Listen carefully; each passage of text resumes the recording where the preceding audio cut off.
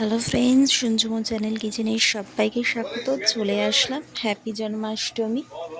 তো জন্মাষ্টমী গোপুর বার্থডে উপলক্ষে আমরা কিছু ছোট্ট আয়োজন করেছি। দেখো, প্রথমে গোপুলুকে উঠিয়ে সকালে জামা স্নান করিয়ে জামা পরানো হয়েছে। হলুদ রঙের এই জামাটা কিনে এনেছি জানো তো গোপুলুর জন্য।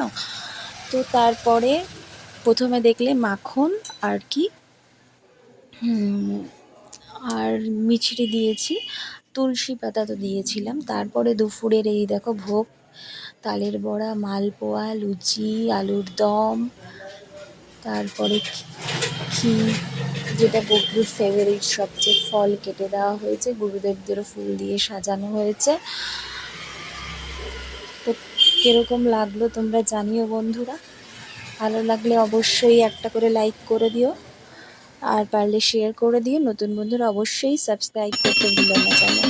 আর এখানে আরতি হচ্ছে, আমার শাশুড়ি মা তো নাউন আরতি করছেন। তো দেখতে থাকো তোমরা, আশা করি ভালো লাগবে।